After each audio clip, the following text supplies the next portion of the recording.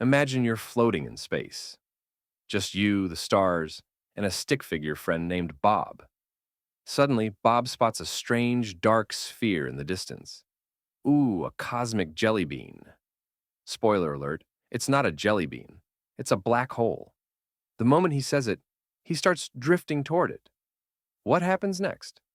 Well, let's just say Bob's about to find out why scientists call black holes the ultimate vacuum cleaners of the universe. But before Bob becomes space spaghetti, let's dive into the weird, mind-melting world of black holes, where physics throws up its hands and says, I give up. What even is a black hole? All right, let's back up. What exactly is a black hole? Think of it as space's version of a do not enter sign. Only it doesn't just mean stop here. It means if you cross this line, not even light can save you. That line, it's called the event horizon. More on that in a minute. At its core, a black hole is a region of space-time with gravity so intense, it's like your mom's emotional grip during your first breakup. Inescapable. But scientifically speaking, it forms when a ton of mass gets crammed into a ridiculously small space. Like, imagine stuffing a whole star into a thimble. That's the level of compression we're talking about. The result? A gravitational monster. Now let's meet the terrifying trio that make up a black hole's structure. 1. Singularity, the center. A point of infinite density. Physics dies here. Not metaphorically, literally. Second event horizon, the boundary. Once you cross it, you're toast. Well, stretched toast. 3. Accretion disk, the hot, glowy dinner plate of doom.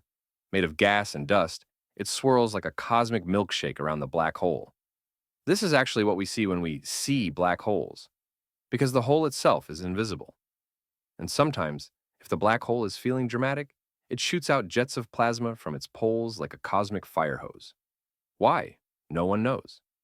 Black holes are like that one mysterious kid in school who randomly knew 5 languages and never blinked. How do black holes even happen? Now, here's the twist. Black holes are basically stellar corpses. They're formed when massive stars burn through all their fuel and collapse under their own gravity. The bigger the star, the crazier the collapse.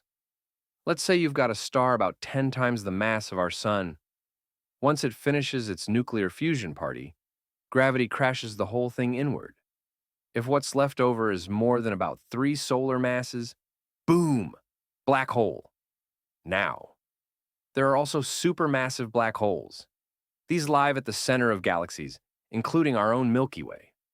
They're so massive, millions to billions of solar masses. It's like the universe gave them a cheat code. But we don't really know how they formed. Theories range from giant gas clouds collapsing to primordial black holes born during the Big Bang.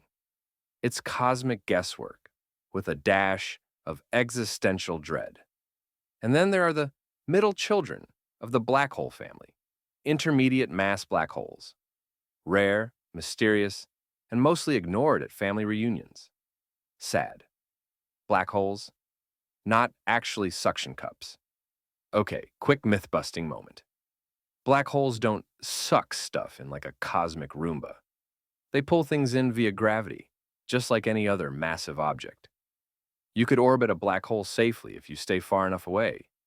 It's only when you cross that event horizon that things get dramatic. Let's say Bob, our brave fire end, gets too close. As he approaches the black hole, the gravity on his feet becomes much stronger than the gravity on his head. The result? Spaghettification. Yes, that's the real word. He stretches into a noodle before eventually vanishing from sight. R.I.P. Bob. He always wanted to be pasta. If black holes are invisible, how do we know they're real? Great question, imaginary viewer. Since black holes don't emit light, we can't see them directly, but we can detect them by the chaos they cause around them. 1. Accretion disks. When gas swirls into the black hole, it gets super hot and glows, often in X-rays. We can detect those. 2. Stellar orbits. If we see stars whipping around an invisible object at crazy speeds, we know there's something massive and sneaky there. 3. Gravitational waves. When black holes collide, they send out ripples in spacetime. We've detected these with observatories like LIGO and Virgo. Basically, we heard the universe go bloop. 4. Gravitational lensing. A black hole can bend light around it like a funhouse mirror. If background stars look weird and warped, yeah, probably a black hole photobomb. Let's talk types of black holes. Here's the black hole family breakdown. Stellar mass black holes, a few to tens of solar masses, formed from dead stars. The rock stars of the black hole world. Intermediate mass black holes, rare, elusive, possibly living in dense star clusters or your local cosmic cafe. Supermassive black holes live in galactic centers. One lives in our Milky Way called Sagittarius, a star, and it's got 4 million solar masses. Big guy. Primordial black holes. Pure theory. Could be as small as an atom or as big as a mountain.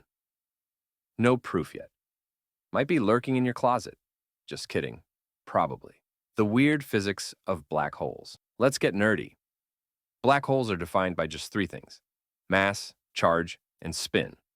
That's it. According to the no-hair theorem, all other information? Gone. Evaporated. Like your ex's excuses. Also, black holes mess with time. Near a black hole, time slows down dramatically.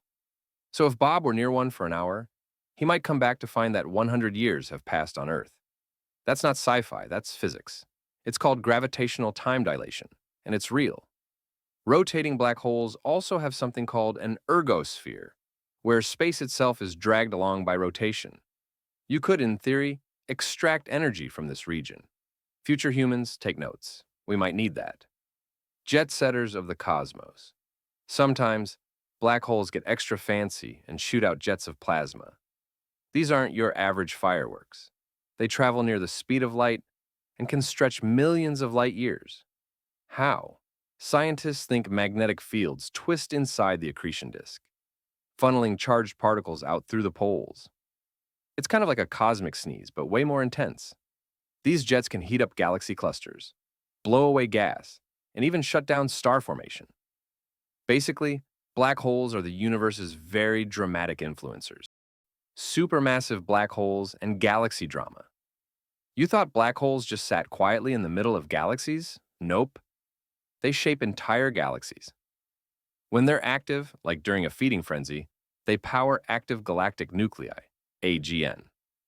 These things are bright, like brighter than an entire galaxy, and they affect galaxy evolution. Sometimes they blast out so much energy, they stop stars from forming. Other times, their shockwaves trigger new star births. It's chaotic. It's poetic.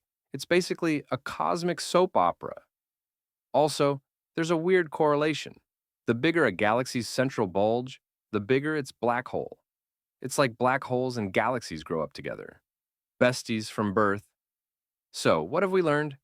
Black holes are terrifying, hilarious, mind-bending.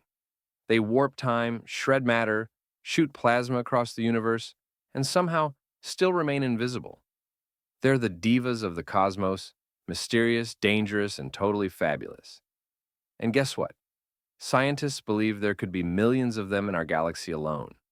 Some just floating in the dark, waiting. Which brings us to one final question. If a bob falls into a black hole and no one's around to hear it, does it make a sound? And more importantly, where does it go?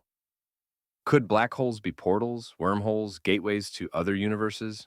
Parallel timelines where Bob is still whole and didn't turn into spaghetti? Well, that's a story for another video. So if you want to know what really happens after the fall, what lies beyond the event horizon, hit that subscribe button and stick around. Because next time, we're diving into the other side of black holes. Stay curious.